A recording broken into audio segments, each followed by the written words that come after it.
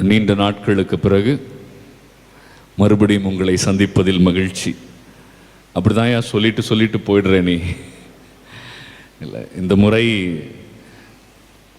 கல்லூரியினுடைய சில தேவைகளுக்காக அமெரிக்காவிலே ஒரு சில நகரங்களுக்கு சென்று போதித்து உதவி பெற சென்றேன். இறைவன் நிறைவாக ஆசீர்வதித்திருக்கிறார். இறைவனுக்கு நன்றி. எல்லாரும் ஜபிக்கலைனாலும் ஒரு சிலர் எனக்காக ஜபிச்சிருப்பீங்க நம்புகிறேன். அவங்களுக்கும் நன்றி, ஜபிக்காதவங்களுக்கும் நன்றி. ஓகே, மிக்க நன்றி. பிரியமானவர்களே,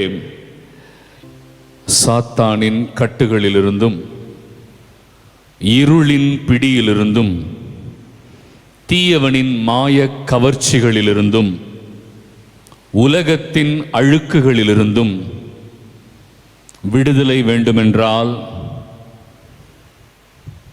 இறைவன் நமக்கு கொடுத்திருக்கிற ஒரே ஒரு கொடை இறை வார்த்தை என்னும் கொடை மட்டுமே.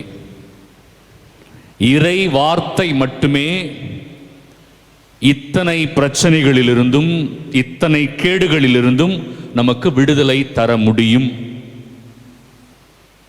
என் வாழ்க்கையில் இறை வார்த்தைக்கு எந்த அளவிற்கு நான் இடம் கொடுத்திருக்கிறேன்? வேலைக்கு கொடுக்கிற இடம், உறவுகளுக்கு கொடுக்கிற இடம், வீண் வெட்டி பேச்சுகளுக்கு கொடுக்கிற இடம் கூட நிறைய நேரம் இறை வார்த்தைக்கு கொடுப்பதே இல்லை. ஆனால் அதுதான் வாழ்வு, அதுதான் ஆசீர்வாதம், அது மட்டும்தான் என் கண்ணீரை துடைக்கும் என்கிற மறையுண்மையை திரும்ப திரும்ப கேட்ட பொழுதும் ஏன் சாத்தானின் சதி வலைகளில் நாம் சிக்கிக் கொள்கிறோம் என்கிற கேள்விக்குத்தான் இந்த பதிலாய் அமையப் போகிறது.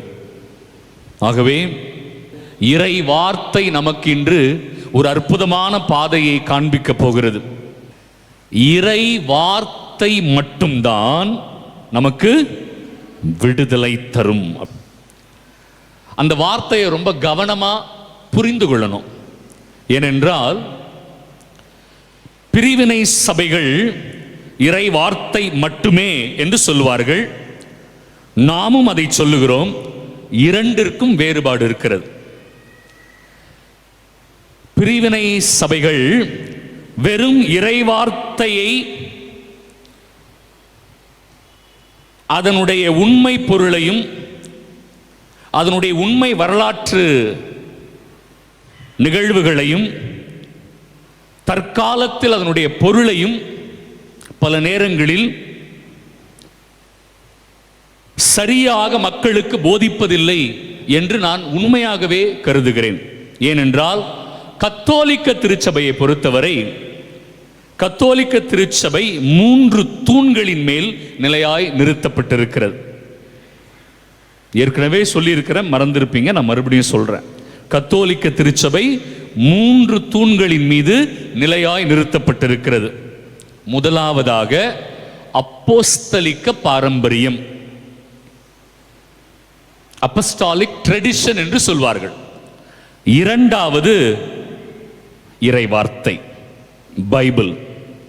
மூன்றாவது மாஜிஸ்டேரியம் அல்லது official teachings of the Catholic Church. தமிழிலே சட்டப்பூர்வமான படிப்பினைகள், கத்தோலிக்க திருச்சபையின் படிப்பினைகள்.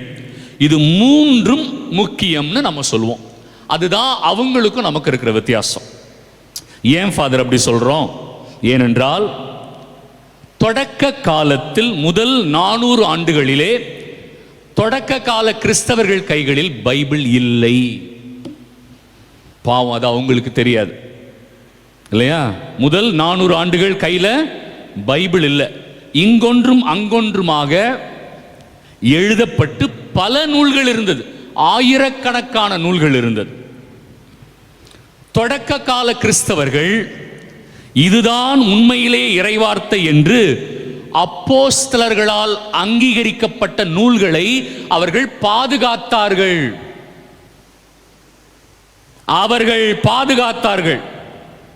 நம்ம பிரிவினை சபைகள் கிட்ட கேளுங்களேன், ஏன் 27 புத்தகம் புதிய ஏற்பாடுல இருக்குன்னு கேட்டு பாருங்க. ஏன்னா இருக்குது அப்படின்னுவாங்க. இல்லைங்க, கத்தோலிக்க திருச்சபை தான் 27 புத்தகம் தான் அதுல இருக்கணும்னு முடிவு பண்ணாங்க அப்படின்னு சொல்லுங்க உங்களுக்கு.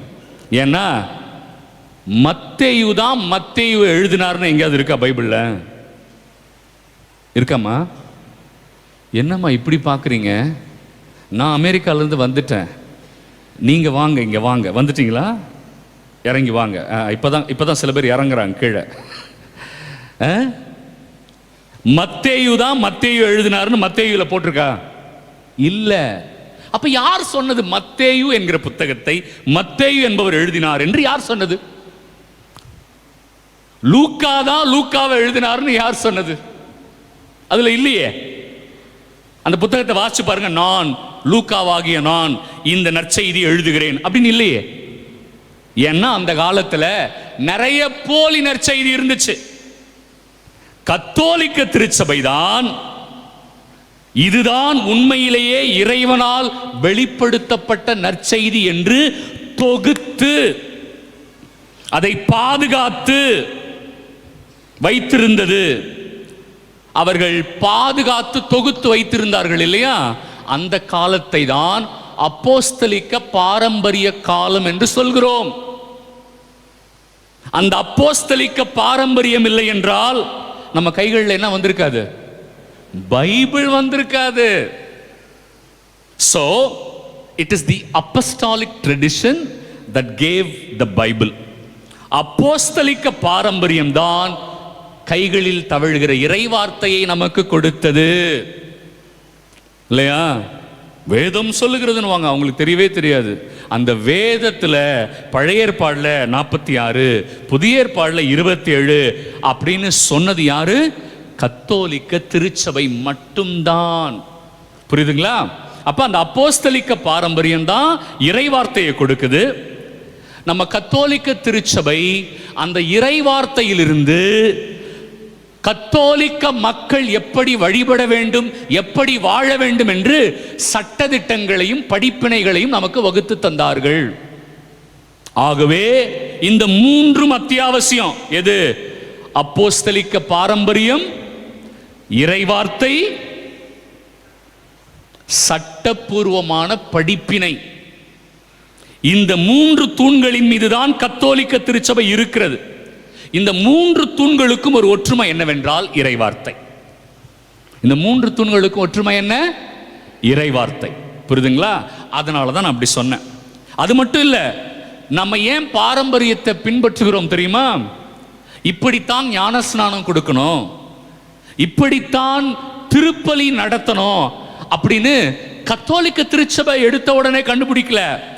தொடக்க காலத்தில் இருந்த அப்போஸ்தலர்கள் இப்படித்தான் வழிபாடு செய்ய வேண்டும், இப்படித்தான் ஞானஸ்நானம் கொடுக்கணும், குழந்தைங்களுக்கும் ஞானஸ்நானம் கொடுக்கலாம் அப்படின்னு எந்த வருஷம் எழுதப்பட்டது தெரியுமா? முதல் நூற்றாண்டு. அந்த புத்தகத்துக்கு பேரு டிடாக்கே. அந்த புத்தகத்துக்கு பேர் என்ன? டிடாக்கே. எப்ப எழுதப்பட்டது தெரியுமா? அப்போஸ்தலர்கள் காலத்திலேயே எழுதப்பட்டது. அப்ப எழுதப்பட்ட கடிதங்களில் மிக முக்கியமான கடிதம் யாருடைய கடிதம் தெரியுமா? புனித இக்னேஷியஸ் என்பவருடைய கடிதம். யாரு? புனித இக்னேஷியஸ். யார் இந்த இக்னேஷியஸ் அப்படின்னா, அந்தியோக்கியா என்கிற நகரத்தினுடைய முதல் ஆயர். ஏன் அந்தியோக்கியா? பைபிள் படிச்சவங்களுக்கு நல்லா தெரியும். அந்தியோக்கியாவில் தான் முதலாக இயேசுவை பின்பற்றியவர்களை கிறிஸ்தவர்கள் என்று அழைத்தார்கள். அந்த நகரத்தினுடைய முதல் ஆயர். இவருக்கு இன்னொரு ஸ்பெஷாலிட்டி இருக்கு, முக்கியத்துவம் இருக்கு. என்ன தெரியுமா? அவர் புனித யோவானுடைய சீடர். கைத்தட்ட மாட்டீங்களா? யாருடைய சீடர்? புனித யோவானுடைய சீடர். அவர் சொல்றாரு, கத்தோலிக்க திருச்சபை மட்டுமே உண்மையான திருச்சபை.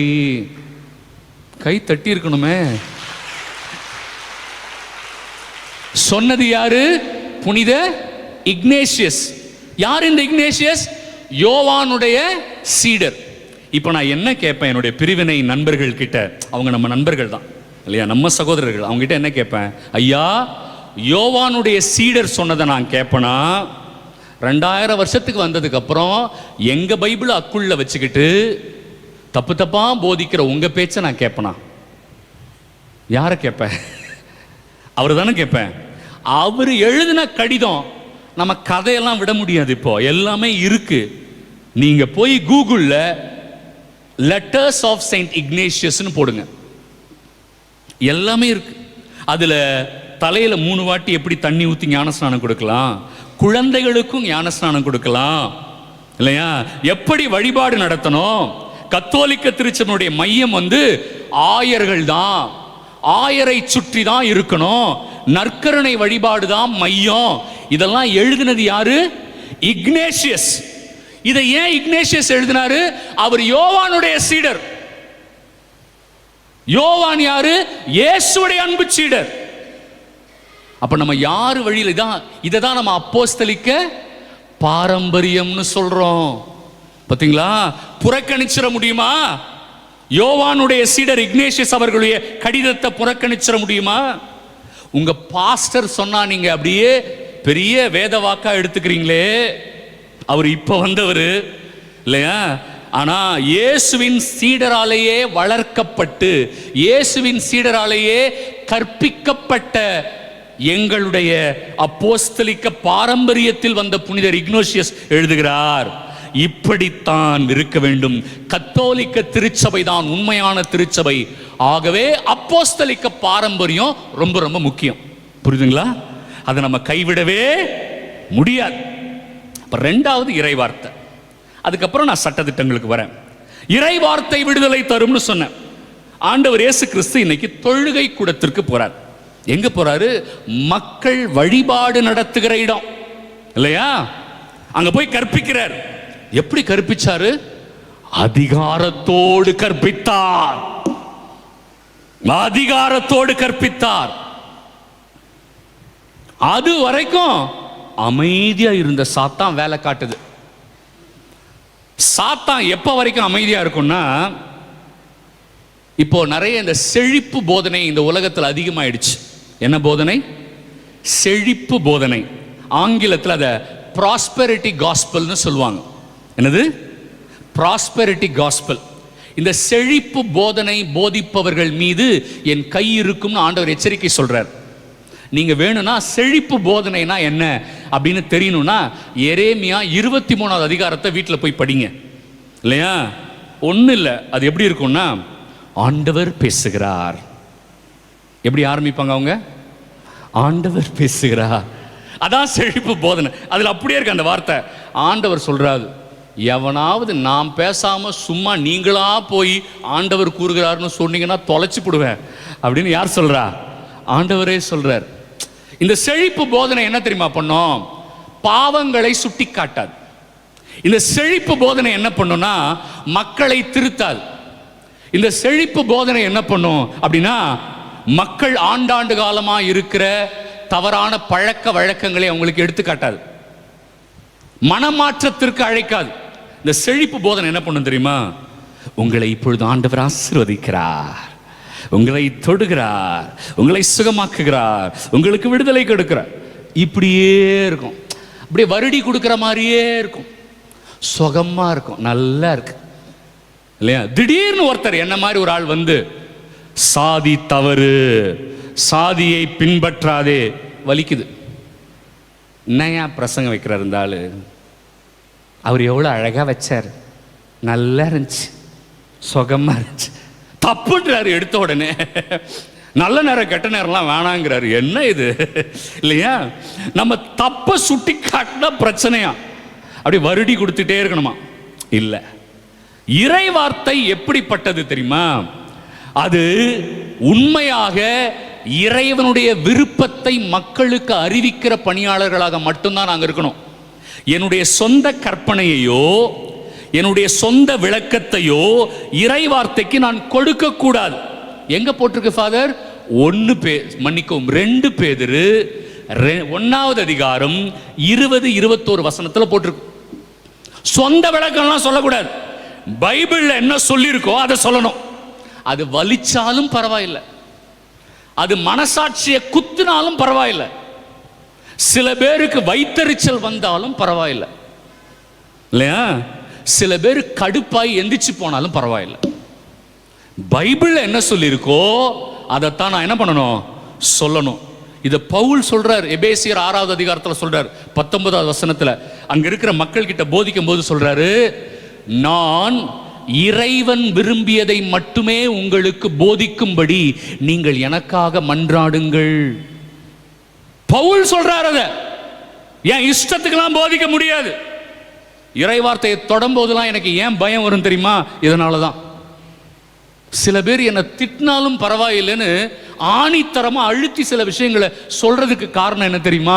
இதனாலதான். என் இஷ்டத்துக்கு போதிக்க நான் வரல, நான் அவருடைய வார்த்தையை சொல்ற வெறும் கருவி, அவ்வளவுதான்.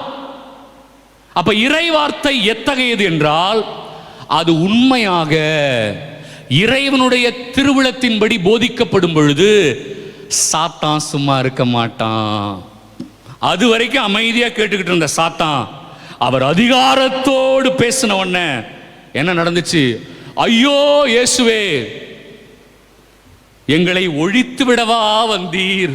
கவனிச்சிங்களா? வாங்க, எல்லாம் சரியாயிடும், இங்க வாங்க, எல்லாம் சரியாயிடும், நீங்க ஒன்றும் பண்ண வேண்டாம், ஜஸ்ட் ஒரு மெழுகுவத்தி வச்சா போதும். இப்படி நான் தப்பா போதிக்க முடியுமா மக்களே? இப்படி தப்பா நான் போதிக்க முடியுமா? அது எப்படி போதும்? எப்படி வெறும் மெழுகுவத்தி வச்சா போதும்? உங்க வாழ்க்கை மாற வேண்டாமா? மனமாற்றம் அடைய வேண்டாமா? குடும்ப ஜெபம் வேண்டாமா? உண்மையான கத்தோலிக்க திருச்சபையின் பிள்ளைகளாக வாழ வேண்டாமா? அதுதான் இன்னைக்கு நிறைய பிரச்சனை. கத்தோலிக்க மக்கள் எளிதாக விடுதலை பெறணும்னு நினைக்கிறாங்க. எளிதாக முடியாது. இறை வார்த்தை எப்படிப்பட்டதுன்னு சொல்றேன், கவனிங்களேன் கொஞ்சம். எபிரேயர் 4வது அதிகாரம் 12வது வசனம், ரொம்ப ஃபேமஸான வசனம், எல்லாருக்கும் தெரியும். உயிர் உள்ளது, இறை வார்த்தை ஆற்றல் மிக்கது, 2 பக்கமும் கூர்மையான, எந்த வாளை விடவும் கூர்மையானது. இல்லையா? அது எந்த அளவுக்கு கூர்மை தெரியுமா? ஆன்மாவையும் ஆவியையும் குத்தி ஊடுருவுமா, எலும்பையும் மஜ்ஜையையும் குத்தி ஊடுருவும். ஒரு மனுஷனுடைய எண்ணம் சிந்தனைகளை சீர்தூக்கி காட்டும். நான் இறைவார்த்தையை கேட்கும் போது அந்த இறைவார்த்தை எனக்குள்ள போன உடனே என்ன பண்ணும்? ஏய் நீ சரியா இல்ல, ஏய் நீ தப்பு பண்ற, ஏய் சும்மா போலித்தனமா வந்து சர்ச்சில் உட்கார்ந்து ஜெபம் பண்ற மாதிரி நடிக்கிற, ஏய் போலித்தனமா போதிக்கிற மாதிரி நடிக்கிற அருள்மணி, இல்லையா? அது என்ன பண்ணும்? என்ன எனக்கு சொல்லும்.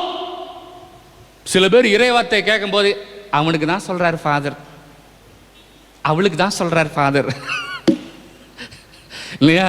இறைவார்த்தை முதல்ல என்ன குத்தம், என்ன கிழிக்கும், என்னை மனமாற்றம் அடைய செய்யும். தூக்கி எடுத்தோடனே அடுத்த போகக்கூடாது. இறைவார்த்தை முதல்ல என்ன பண்ணும்? என்னை சீர் செய்யும். அது பயங்கரமானது, அதனால தான் வலிக்கும். ஏன் நிறைய பேர் பைபிள் படிக்கிறது இல்லை? வலிக்கும் இல்லையா? நம்ம முகத்திலேயே காரி துப்போம் இல்லையா? நம்ம செய்யற தப்பெல்லாம் சுட்டி காட்டும். அதான் ஈஸியா ஜபம் சொல்லிட்டு போயிடலாம். அருள் மரியை வாழ்க கர்த்தருடைய மாமே, அருள் மரியை வாழ்க கர்த்தருடைய மாமே. உள்ளே போல வெறும் வாய் மட்டும்தான் ஜெபிக்கும் இல்லையா? அதனால தான் it is easy to say prayers than to pray. It is easy to say prayers than to pray. ஜெபிப்பதை விட ஜெபம் சொல்வது எளிது. அதனால தான் நிறைய பேர் எதை தெரியுமா அதிகமாக விரும்புவாங்க? ஜெபம் சொல்வதை விரும்புவார்கள், ஜெபிப்பதை விரும்ப மாட்டார்கள். கையில் புக்கா கொடுத்துருங்களேன், வாசிச்சுனே இருப்பாங்க, நல்லா பக்தியாக வாசிப்பாங்க, ஆனால் ஜெபிக்க மாட்டாங்க. ஆனால் என்ன பண்ண மாட்டாங்க? ஜெபிக்க மாட்டாங்க. ஆனால் பக்தியாக வாசிப்பாங்க. பார்க்கறதுக்கு அப்படி அழகாக இருக்கும், தேவமாதா மாதிரியே இருக்கும் முகம். உள்ளே இருக்கிறது லூசிஃபர், ஆனால் வெளியில் முகம் எப்படி இருக்கும்? தேவமாதா மாதிரி, இல்லையா? ஏன்னா இட் இஸ் ஈஸி. ஜபிக்கிறது இல்லை, நம்ம ஜபம் சொல்றோம் ஆனா ஜபிக்கிறது இல்லை.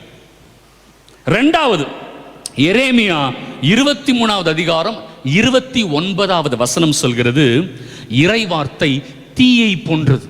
வாவ், சுட்டு எரிக்கும். அப்படியே அசிங்கத்து பக்கத்தில் போகும்போது சுடும். ஒன்னும் சுட மாட்டேங்குது ஃபாதர், உரைக்கவே இல்லை ஃபாதர். இறைவார்த்தை உள்ள போல. இறைவார்த்தை போனா எப்படி இருக்கும்? சுடும், தீயை போன்றது. அந்த எம்மாவுஸ்ல வந்தாங்களே, இயேசு இறைவார்த்தையை சொல்லிட்டு அப்பத்தை பிட்டதுக்கு அப்புறம் அவங்க கண்ணு திறந்துரும்ல, அவங்க மறைஞ்சதுக்கு அப்புறம் அவங்க என்ன தெரியுமா சொல்லுவாங்க? அவர் வழிநெடுகிலும் நம்மோடு பேசி வந்த பொழுது நமது உள்ளம் பற்றி எரியவில்லையா? கேட்டாங்க பாத்தீங்களா? அப்ப இறைவார்த்தையை கேட்கும்போது உள்ள என்ன பண்ணணும்? பத்தி எரியணும், ஆர்வம் அப்படி கொப்பளிக்கணும்.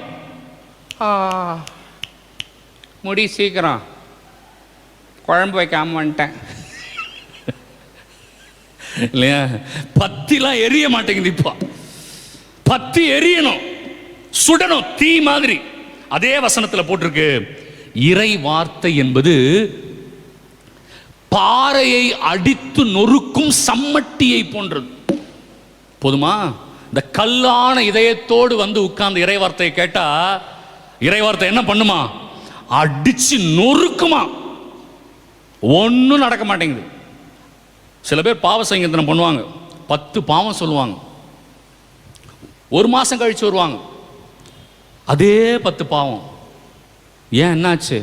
என்ன பண்றது ஃபாதர், மனித பலவீனம். என்னது? ஏதாவது முயற்சி எடுத்தீங்களா? தெரில ஃபாதர். முடிஞ்சு போச்சு இல்லையா? எந்த முயற்சியும் எடுக்கிறது இல்லை. இறை வார்த்தையை அனுமதிச்சா இறை வார்த்தை என்ன பண்ணும்? அந்த கடினமாக இருக்கிற இதயம் இருக்கு இல்லையா, அதை அடிச்சு சுக்குநூறா உடைச்சிடும். அதனால்தான் இதயம் நொறுங்குண்டவர்களாக இறைவனிடம் செல்ல வேண்டும் இல்லையா? கல்லாலான இதயத்தோடு போகக்கூடாது. யாருக்கு தெரியுமா அந்த கல்லாலான இதயம் இருக்கும்? மன்னிக்காதவங்க, ஈகோ பிடிச்சவங்க, அடுத்தவங்களை பத்தி புரணி பேசுறவங்க. அவங்களுக்கு அது ரொம்ப இனிப்பா இருக்கும். ஓ ஆம், ஓ ஓ, உன் கதை யாராவது பேசினா எப்படி இருக்கும்? எவடி அவ, அவ என் கதையை பேசுறது வரும்ல, கோபம் வரும். ஆனா நம்ம மட்டும் அடுத்தவங்க கதையை இனிப்பா கேட்போம். லபக்கு லபக்குன்னு திருநெல்வேலி அல்வா மாதிரி முழுங்குவோம் இல்லமா? ஆனா இறை வார்த்தை என்ன பண்ணும்? உடைக்கும். பேசுறியே அக்கிரமமா, அடுத்தவங்களை பத்தி பேசுறியே அப்படின்னு உடைக்கும் இறை வார்த்தை. அப்ப இது வரைக்கும் உடைக்கலன்னா உள்ள போலன்னு அர்த்தம். பாருங்க இறை வார்த்தை எத்தகையது பாருங்க. எபேசியர் 6:17 இறை வார்த்தை எத்தகையது தெரியுமா? தூய ஆவி கொடுக்கும் போர்வாள். இறை வார்த்தை எத்தகையது? தூய ஆவி கொடுக்கும் போர்வாள். இந்த உலகத்தில் இருக்கிற தீய சக்திகளை எதிர்க்கணும்னா கையில் என்ன வேணும்? பைபிள், இறை வார்த்தை வேணும். இறை வார்த்தை உள்ளத்தில் பதியாமல், இணைச்சட்டம் 6:6-9, உள்ளத்தில் இறை வார்த்தை இல்லாம தீய சக்திகளை எதிர்க்க முடியாது. என் ஃபாதர் குடும்பம் இப்படி இருக்கு, என் ஃபாதர் சண்டை போட்டுக்கிறாங்க, என் ஃபாதர் ஒரே போராட்டமா இருக்கு குடும்பத்தில், ஏன் விடுதலை இல்லை? அன்பான மகனே, மகளே, சகோதரனே, சகோதரியே, பிள்ளைகளே, தயவு செய்து கேளுங்கள். என் உள்ளத்தில் இறை வார்த்தை இல்லை, அதனாலதான் போராட்டம், அதனாலதான் போராட்டம். இததான அந்தோனியார் அடிச்சு அடிச்சு சொன்னாரு, இததான அந்தோனியார் போதிச்சாரு. பயந்து ஓடினாங்களே கொள்ளைக்காரங்களும் அவரை பார்த்து பயந்து ஓடுவாங்க. அவர் அடிக்க போறாருன்றதுக்காக இல்ல, இறை வார்த்தையை சொல்லி போதிக்கும் பொழுது அவர்களுடைய நெஞ்சை கிழித்ததாம். அவர் போதிக்கும் பொழுது எப்படி இருக்குமா? நெஞ்சை கிழித்ததாம். அது அவ்வளோ வலிச்சுதான். அதனால அவர் போதிக்க ஆரம்பிச்ச உடனே அந்த கொள்ளைக்காரங்கள்லாம் ஓடிடுவாங்களாம். பதுவை நகர்ல எங்கேயாவது போயிடுவாங்களாம். ஐயோ, அவர் போதிக்கும் பொழுது அதை கேட்டால் எனக்கு கண்ணீர் வருகிறது, என் உள்ளம் குத்துண்டப்படுகிறது அப்படின்னு சொல்லியிருக்கிறாங்க. அந்த நகரத்தையே மாத்தினார். அப்ப அந்தோனியார் கோயிலுக்கு மாசம் மாசம் வரும். 1000 பேர் வரீங்க, 1000 பேரும் புனிதராக இருக்கணும் இல்லையா? ஏன்னா குத்துண்ட படணும். ஆமா, இது பாவம். திருப்பாடல் 119 வசனம் 105, இறை வார்த்தை என்பது விளக்கை போன்றது. இருள் இந்த உலகத்தை மூடிக்கொண்டிருக்கிறது இல்லையா? இருள்தான் உங்கள் குடும்பத்தையும் என் குடும்பத்தையும் ஆட்டி படைத்துக் கொண்டிருக்கிறது. இருள் விலகணும்னா என்ன பண்ணணும்? அங்க ஒளி வேணும். எது ஒளின்னு பைபிள்ல போட்டிருக்கு? இறை வார்த்தை தான் ஒளி. ஹல்லேலூயா! கைகளை உயர்த்தி சந்தோஷமா சொல்லுங்க ஹல்லேலூயா! உற்சாகமா சொல்லுங்க ஹல்லேலூயா! எவ்வளவு பெரிய விஷயம். அடுத்தது பாருங்க, யாக்கோபு 1வது அதிகாரம் 23, 24 வசனங்கள். இறை வார்த்தை என்பது கண்ணாடியை போன்றது.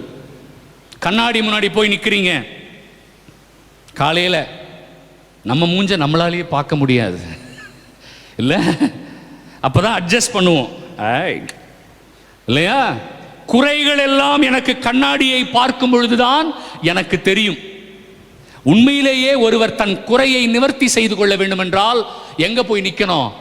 இறை வார்த்தை முன்பாக நிற்கணும். ஆமென், ஆமென். அப்பதான் என் குறைகள் எனக்கு தெரியும். யாரெல்லாம் இறை வார்த்தை முன்னாடி நிற்காதவர்களுக்கு மற்றவர்களுடைய குறை மட்டும்தான் தெரியும். வாவ், இல்லையா? இறை வார்த்தை முன்னாடி நிக்கலனா என்ன தெரியும்? மற்றவங்க குறை தெரியும். இறை வார்த்தை முன்னாடி நிக்கிறவங்களுக்கு என்ன தெரியும்? தன் குறைதான் முதல்ல தெரியும். ஐயோ, நான் என்ன திருத்தணும், நான் என்ன மாத்திக்கணும். பார்த்தீங்களா? நீங்க பாருங்க, எங்கெங்கெல்லாம் போய் உட்காருங்க, இந்த ஊருக்கு அதை பேசும்போதே நீங்க கண்டுபிடிச்சிடலாம். That is not the group with which you should associate. அந்த குழுவோடு நீங்கள் சேரக்கூடாதுன்னு அப்பயே தெரிஞ்சுக்கோங்க. ஊருக்கு அதை பேசுறாங்க இல்லையா, அடுத்தவங்களை குறை பேசுறாங்கல்ல, அந்த குரூப்ல உட்காராதீங்க. அவ்வளவும் சாபம், அவ்வளவும் சாபம் இல்லையா? நான் எங்க உட்காருவேன்? அதுக்கு பதிலா இறை வார்த்தை முன்னாடி உட்காருவேன். இறை வார்த்தை என்ன பண்ணும்?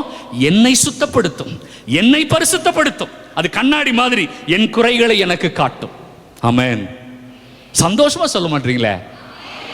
வலிக்குதா? வலிக்கட்டும், வலிக்கட்டும். இறைவார்த்தை உள்ள போகும்போது வலிக்கணும். அப்பதான் நம்ம நல்லா இருக்கிறோம்னு அர்த்தம். இறைவார்த்தை உள்ள போகும்போது வலிக்கலைன்னா, ஏற்கனவே ஒரு எக்ஸாம்பிள் சொல்லியிருக்கிறேன், தொழுநோய் எக்ஸாம்பிள் இல்லையா? தொழுநோய் டெஸ்டிங்க்கு போனீங்கன்னா ஊசி வச்சு குத்துவாங்க. இப்போ தொழுநோயெல்லாம் காணாமல் போயிடுச்சு, நிறைய மாத்திரை மருந்து வந்துருச்சு. அந்த காலத்தில் டெஸ்ட் பண்ணுவாங்க. எப்படி பண்ணுவாங்கன்னா, ஒரு ஊசி வச்சு அந்த இடத்துல குத்துவாங்க. வலிச்சதுன்னா அது தொழுநோய் இல்லை, வெறும் படர் தாமரைன்னு சொல்லிடுவாங்க. பட் குத்தும் போது வலிக்கல, நல்லா அழுத்தி அழுத்தி குத்துவாங்க, ஆனால் வலிக்கவே இல்லை. அப்படின்னா என்ன பிடிச்சிருக்கு? தொழுநோய் பிடிச்சிருக்குன்னு அர்த்தம். இறை வார்த்தை போதிக்கப்படும் பொழுது அது என்னை குத்தவில்லை என்றால், என்னை கிழிக்கவில்லை என்றால், என் ஆன்மாவிற்கு தொழுநோய் பிடித்திருக்கிறதுன்னு அர்த்தம்.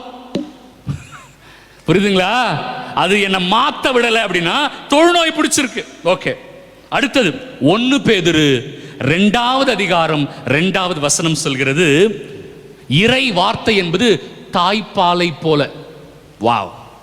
ஏன் தாய்ப்பால்? குழந்தைக்கு ஏன் தாய்ப்பால் கொடுக்கணும்னு சொல்றாங்க? அதுதான் குழந்தைக்கு ஆரோக்கியம். மற்ற எல்லாமே கெடுதல். பவுடர் வாங்கி கொடுக்கலாம் கடையில் இல்லையா? நிறைய பவுடர் விற்குது, செரலக் விற்குது, ஆனால் அது எல்லாமே கெடுதல். அதனால தான் டாக்டர் என்ன சொல்லுவாங்க? அழுத்தி அழுத்தி தாய்ப்பால் தாங்க பெஸ்ட்டு, வேற வழி இல்லை, தாய்ப்பால் இல்லைன்னா அது பட்சத்தில் நீங்கள் அந்த பால் வாங்கி கொடுங்க அப்படி சொல்லுவாங்க இல்லையா? அதே மாதிரி உண்மையான கிறிஸ்தவ வளர்ச்சிக்கு இறை வார்த்தை தான் தாய்ப்பால். மற்ற எது பக்கம் போனீங்கனாலும் அது கெமிக்கலோடு இருக்கு. That is not good for your health, your spiritual health. உங்கள் ஆன்மீக ஆரோக்கியத்திற்கு நல்லதல்ல. அடுத்தது 1 பேதுரு 1வது அதிகாரம் 23வது வசனம் சொல்கிறது, இறை வார்த்தை என்பது விதையை போன்று. மத்தேயு 13:19 சொல்ற மாதிரி இறை வார்த்தை என்பது விதையை போன்றது. அது எப்படிப்பட்ட விதை தெரியுமா? அழியாத விதை, அழியவே அழியாது. இன்னைக்கு நான் உங்ககிட்ட பேசுறேன் பிரியமானவர்களே, நீங்க நல்ல கவனமா, ஃபாதர் இந்த நாள் என் வாழ்க்கையில் ஒரு மாற்றத்தை ஏற்படுத்துகிற நாளாக இருக்கணும் அப்படின்னு சொல்லி நீங்க மனமுவந்து கேட்கும் பொழுது இறை வார்த்தை உங்களுக்குள் செல்லும். ஆமென் இல்லையா? பவுல் போய் போதிக்கிறார். ஒரு ஆத்தங்கரை ஓரத்தில் திருத்துதர் பணி 16 போதிக்கிறார். நிறைய பெண்கள் இருக்கிறாங்க அங்க. எல்லாரும் பவுல் வார்த்தையை கேட்டாங்க. பைபிள் என்ன தெரியுமா போட்டிருக்கு? தூய ஆவியானவர் லிடியா என்கிற ஒரே ஒரு பெண்ணின் இதயத்தை மட்டுமே திறந்தார். பார்த்தீங்களா? அங்க எல்லாரும் கேட்கலாம், ஆனா யார் உண்மையிலேயே நம்பிக்கையோடு இருக்கிறாங்களோ அவங்க இதயத்தை மட்டும்தான் ஆண்டவர் என்ன பண்ணுவாரு? திறப்பார். அப்பதான் இறை வார்த்தை உள்ள போகும், அப்பதான் அது உள்ளத்தை கிழிக்கும், மனமாற்றத்தை கொடுக்கும், அப்பதான் ஆசீர்வாதம், அப்பதான் விடுதலை. அது வரைக்கும் கிடையாது. அது வரைக்கும் சும்மா நடிக்கலாம், விடுதலை கிடைச்ச மாதிரி இல்லையா, போதிக்கிற மாதிரி, இறைவனுடைய வார்த்தையை பின்பற்றுகிற மாதிரி நம்ம நடிக்கலாம், மக்கள் முன்னாடி நடிக்கலாம். எளிமை. யாரை ஏமாற்றவே முடியாது, அவரை ஏமாற்றவே முடியாது, ஏமாற்றவே முடியாது. ஒரு காலத்தில் நானும் வேதனைப்பட்ட, ஐயோ அவங்க அப்படி என்ன பேசுகிறாங்க, இவங்க இப்படி பேசுகிறாங்க, பின்னாடி இவங்க என்ன பேசாமல் திரைப்படமே எடுக்கலாம் போல இருக்குது, இப்படிலாம் கதை கட்டுறாங்களே அப்படிலாம் நான் நினச்சது உண்டு, வருத்தப்பட்டது உண்டு. ஆனால் ஒரு பாயிண்ட்டுக்கு மேலே இறைவார்த்தை அதிகம் வாசிக்க அதிகமாக இறைவார்த்தை மக்களோடு பகிர்ந்து கொள்ள ஆரம்பிக்கும் பொழுது எனக்குள்ள ஒரு மகிழ்ச்சி வந்துருச்சு. பேசுங்கய்யா, ஜாலியாக பேசுங்க, நல்லா இருக்கா, நான் பேசும்போது என்ஜாய் பண்ணுறீங்களா, என்னை பற்றி பேசும்போது என்ஜாய் பண்ணுறீங்களா, வெரி குட், ஃபேண்டாஸ்டிக். யாராவது வந்து சொல்கிறாங்க, ஃபாதர் உங்களை பற்றி அப்படி சொன்னாங்க, oh very good, praise the Lord, அவ்வளோதான் நான் சொல்கிறது உண்டு. Praise the Lord, thanks be to God, வேற எதுவுமே வேண்டாம், பேசட்டும். ஏன்னா தொடக்க நூல் 50-20 என் மனசுக்குள்ளே இருக்கும். பாருங்க வசனம் எப்படி என்ன தேற்றுது பாருங்க. தொடக்க நூல் 50-20. யோசேப்பு அவரை அடிச்சு அடிமையா வித்தாங்கல்ல, அண்ணனுங்க தம்பிங்களாம் அவங்க முன்னாடி இருப்பாங்க, அவங்க கிட்ட சொல்லுவாரு, நீங்கள் எனக்கு தீமை செய்ய நினைத்தீர்கள், ஆனால் ஆண்டவரோ அந்த தீமையையே நன்மையாக மாற்றினார். கைகளை தட்டி ஆண்டவருக்கு நன்றி சொல்லுங்க. இல்ல எவ்வளவு அழகானதுல, நீங்க எனக்கு தீமை செஞ்சீங்க, ஆண்டவர் என்ன பண்ணார், அந்த தீமையை எனக்கு நன்மையா மாத்திட்டார். இப்போ நீங்க எனக்கு 10 தீமை செய்றீங்க, ஆண்டவர் எனக்கு எத்தனை நன்மை செய்ய போறாரு? இப்போ 10 நன்மை செய்ய போறாரு. ஹல்லேலூயா. நீங்க எனக்கு 50 தீமை செய்றீங்க, இப்போ ஆண்டவர் எனக்கு எத்தனை நன்மை செய்ய போறாரு? 50 நன்மை செய்ய போறாரு. சோ தயவு செய்து நிறைய கெடுதல் செய்யுங்க, இல்லையா? உங்க சொந்தக்காரங்க யாராவது ஏதாவது பேசுறாங்கன்னா சொல்லுங்க, தயவு செய்து நல்லா பேசுங்க. Thank you so much. நீங்க செய்யற ஒவ்வொரு கெடுதலும் ஆண்டவர் எனக்கு என்னவா மாற்றுவாரு? நன்மையாக மாற்றுவார். பார்த்தீங்களா? ஆனா நமக்கு அந்த பொறுமை வேணும். பொறுமை இழந்து கத்திரக்கூடாது, பொறுமை இழந்து வாயை தவறி பேசிடக்கூடாது, பொறுமை இழந்து அசிங்கமா பேசிடக்கூடாது, இல்லையா? பொறுமையோடு ஏற்றுக்கொள்ளணும், அது ஆண்டவருக்கு மட்டும் ஒப்பு கொடுக்கணும். அப்ப ஆண்டவர் என்ன பண்ணுவாரு? எனக்கு செய்யப்படுகிற எல்லா தீமைகளையும் நன்மையாக மாற்றுவார். இந்த வார்த்தை தாங்க சந்தோஷம் கொடுத்துச்சு. அது உண்மையும் கூட. கண்ணால பார்த்தங்க, நான் அதை கண்ணால பார்த்தேன், அனுபவிச்சேன். அடுத்தது இறை வார்த்தை, திருப்பாடல் 19:10. இறை வார்த்தை பொன்னை விட விலை மிக்கது. எதை விட? 9,000 ரூபாய் ஆயிடுச்சா ஒரு கிராமு? 8,000 சில்லறையா? 10,000 போயிடுச்சா? அதை விட விலை மிக்கது. ஹல்லேலூயா, ஹல்லேலூயா. அதெல்லாம் ஒன்றும் இல்லைங்க, ஒன்றும் நிற்காதுங்க.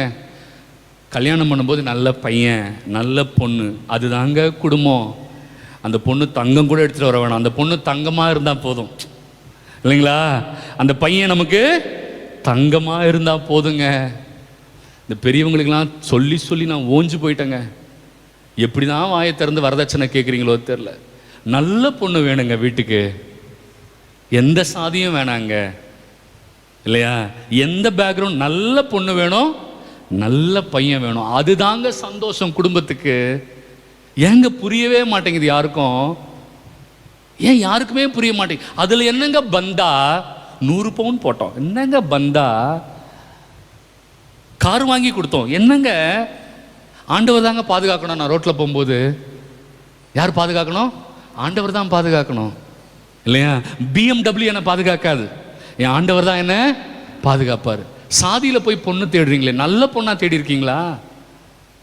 நல்ல பையனா தேடி இருக்கீங்களா? நல்ல குடும்பமானு விசாரிச்சிங்களா? ஈக்குவல் ஸ்டேட்டஸ், என்ன ஸ்டேட்டஸ் வந்து கிழிக்க போகுது உங்களுக்கு? என் பிள்ளை நல்லா இருக்கணும் இல்லைங்க, என் பையன் நல்லா இருக்கணும் இல்லைங்க. ஏங்க யாருமே யோசிக்க மாட்டாங்க அதை? புரியுதுங்களா? இதுதான் வாழ்க்கையில பிரச்சனையே. இறை வார்த்தை எல்லாவற்றையும் விட விலை மிக்கது. இணை சட்டம் 8:3, வார்த்தை தான் உணவு. மனிதன் அப்பத்தினால் அல்ல, வார்த்தையினால் உயிர் வாழ்கிறான். இல்லையா? அதுக்கு அடுத்தது எபிரேயர் 6:17-19, வார்த்தை தான் நங்கூரம். வார்த்தை தான் நங்கூரம். நங்கூரத்தை ஆழமா போட்டுட்டா எந்த புயலும் ஒண்ணும் பண்ண முடியாது. இல்லையா? எந்த சோதனை வந்தாலும், எந்த பிரச்சனை வந்தாலும் நம்மளை ஒன்றும் அசைக்க முடியாது. ஏன்னா இறை வார்த்தை என்னும் நங்கூரம் இருக்கிறது. அதனாலதான் குடும்பத்தை இறை வார்த்தை என்னும் பாறையின் மீது கட்டுங்கள், மத்தேயு 7:24.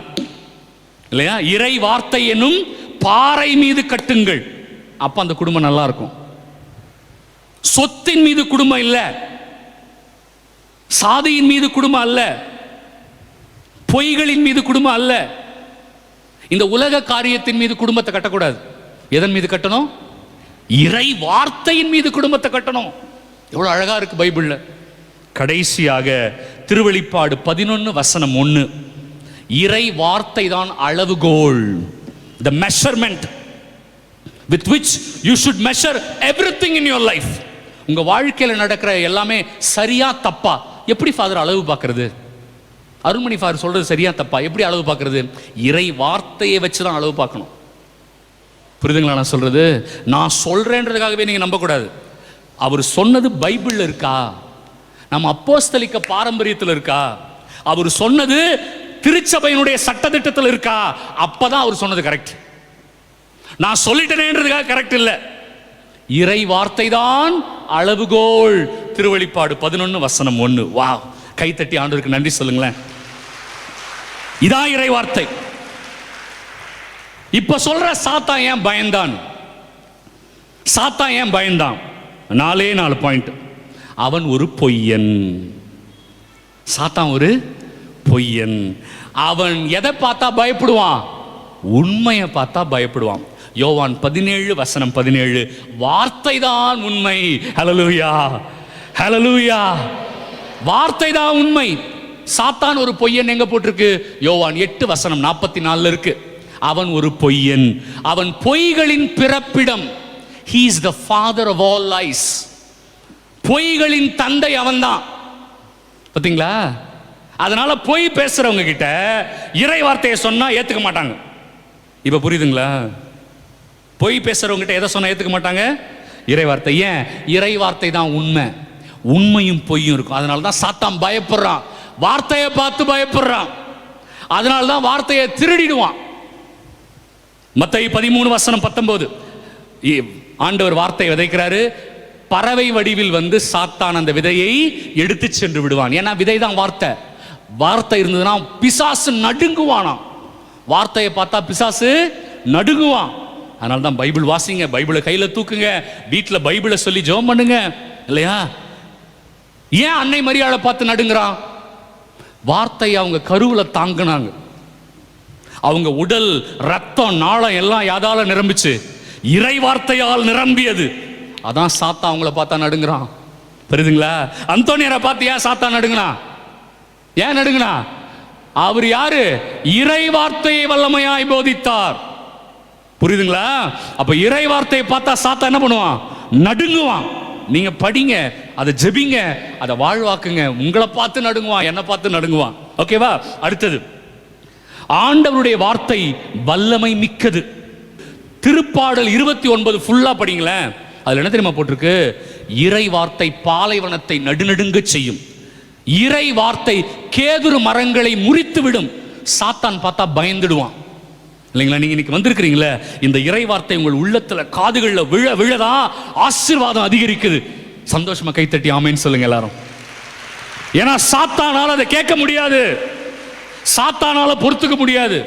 சில நேரம் திருப்பலியில பிரசங்க வைக்கும்போது சில பேர் டீ சாப்பிட போவாங்க பார்த்தீங்களா? ஏன்னா உள்ள பேய், கேட்க முடியாது. உள்ள பேய். அதனால தான் அப்படி சைடில் போய் பேசிட்டு வந்து அப்புறம் உட்காருவாங்க. ஏன்னா அவங்களால என்ன பண்ண முடியாது? இறை வார்த்தையை கேட்க முடியாது. சாத்தானால கேட்க முடியாது, பயந்து நடுங்குவான். புனித பொன்னுவாய் அருளப்பர் ஜான் கிறிசஸ்டம் அவர் என்ன தெரியுமா சொல்றாரு? Devil does not fear fasting or vigil services as much as he fears the word of God. நீங்க நோன்பு இருந்தாலாம் பயப்பட மாட்டானா, நீங்க அப்படியே இரவு கண்விழிப்பு ஜெபம் நாங்க நடத்தணும், பயப்பட மாட்டானா? யார் சொல்றா? பொண்ணுவாயூர்ல பேர் சொல்றாரு. அவன் எப்போ பயப்படுவானா? நீங்க இறை வார்த்தையை கையில் எடுத்தீங்கன்னா நடுங்குவானா. போதுமா? உங்க வீட்டு பக்கமே வரமாட்டான். இல்லை ஃபாதர், வீட்டில் தான் ஃபாதர் குடும்பம் நடத்துறான். ஏன்னா அங்கே பைபிள் வாசிக்கல. அந்த வீட்டில் என்ன இல்லை? பைபிள் வசனம் வாசிக்கப்படலை, சத்தமாக வாசிக்கப்படலை அந்த வீட்டில். அதனால தான் சாத்தான் அங்கே இருக்கிறான். அவன் நடுங்குவான். பொண்ணுவாயூர்ல பேர் சொல்றாரு. அடுத்தது, ஏன் சாத்தான் பயந்தான் இயேசுவை பார்த்து? ஏன்னா சாத்தானை அம்பலப்படுத்தி விடுவார்.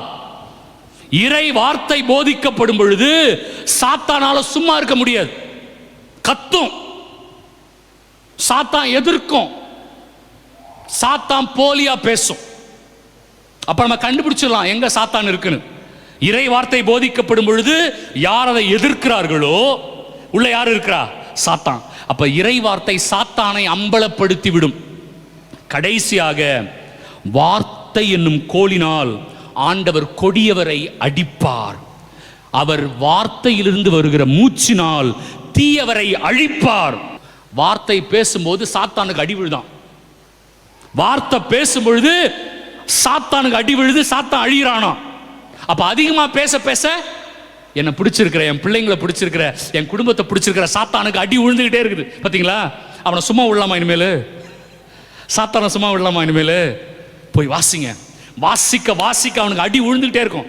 அதனால அவன் என்ன தெரியுமா பண்ணுவான்? உங்களை பைபிள் படிக்க விடாம பண்ணுவான், உங்களை சோம்பேறி ஆக்குவான், உங்களுக்கு நோய் கொடுப்பான், சர்ச்சு பக்கம் வர விடாம பண்ணுவான், இறை வார்த்தையை கேட்க விடாம பண்ணுவான். ஏன்னா வசனம் தான் அவனை அடிக்கும். அதனால தான் அவர் பவர்ஃபுல்லா மாறினார் அந்தோனியார். பார்த்தீங்களா?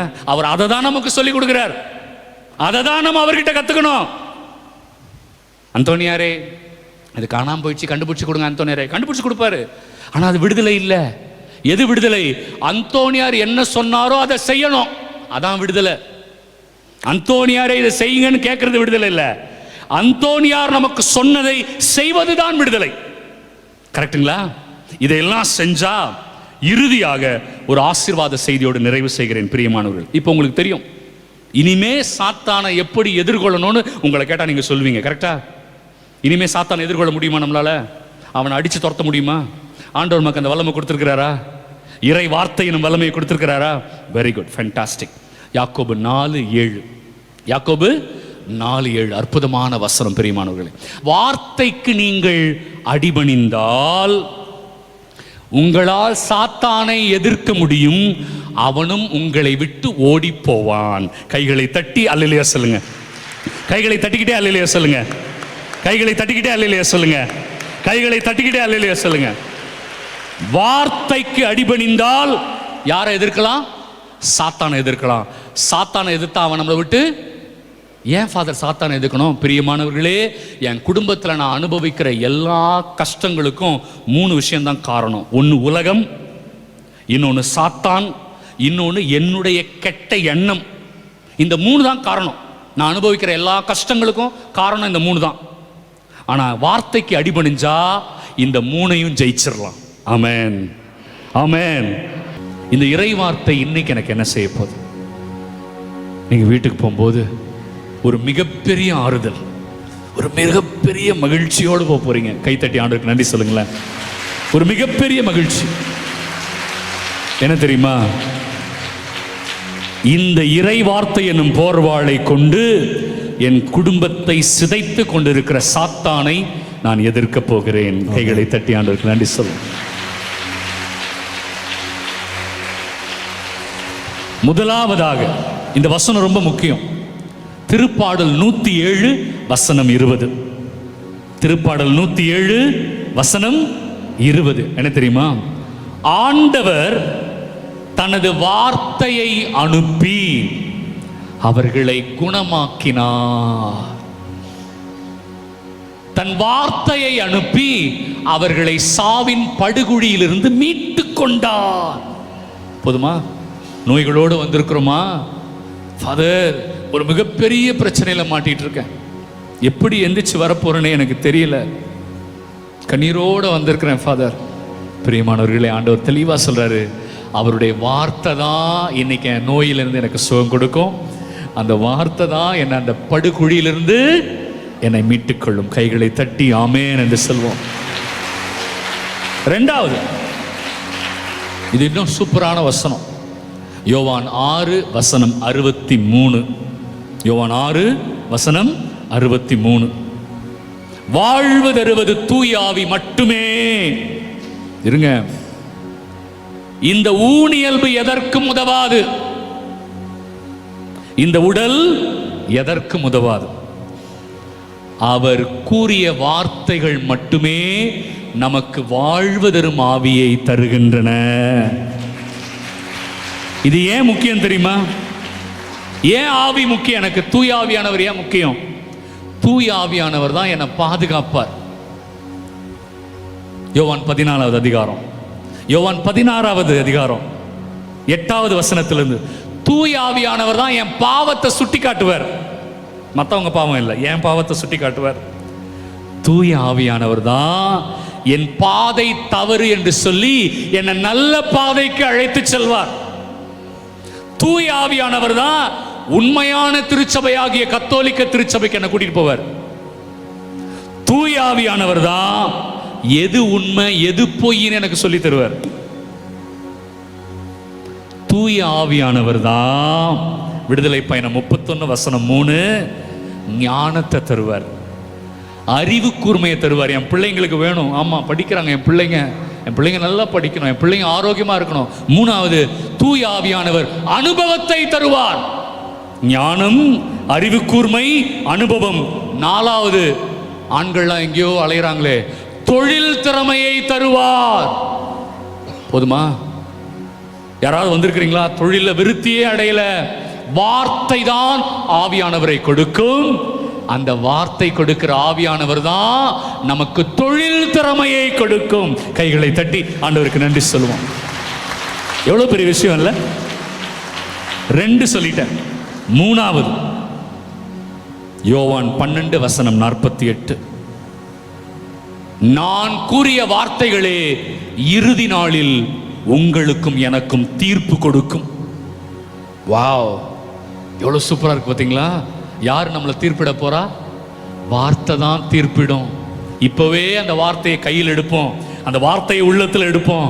ஆண்டவன் ஆஸ்வதிக்க போறார். கண்களை மூடி 2 கைகளை உயர்த்தி எல்லாரும் கண்களை மூடி சத்தமா இன்னைக்கு ஆண்டவர் நமக்கு செய்த நன்மைகளுக்காக, கொடுத்த வார்த்தைக்காக உங்க சொந்த வார்த்தைகளை நன்றி சொல்லுங்க பார்ப்போம். நன்றி. எல்லாரும் வாயை திறந்து இயேசுவே நன்றின்னு சொல்லுங்க. ஜெபிக்க தெரியாதவங்க கூட சொல்லலாம். வாயை திறந்து நன்றி, நன்றி இயேசுவே, நன்றி தகப்பனே, நன்றி அப்பா, உம் வார்த்தையால் என் அபிஷேகம் செஞ்சீங்க.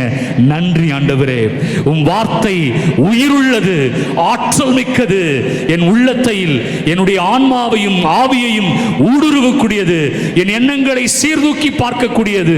நன்றி. வாயை திறந்து சத்தமா இயேசுவே நன்றி சொல்லுங்க. வாயை திறந்து சொல்லுங்க எல்லாரும். இயேசுவே நன்றி, என்னை தொட்டதற்கு நன்றி, தீயை போன்று என் உள்ளத்தை பற்ற வைத்ததற்கு நன்றி இயேசுவே.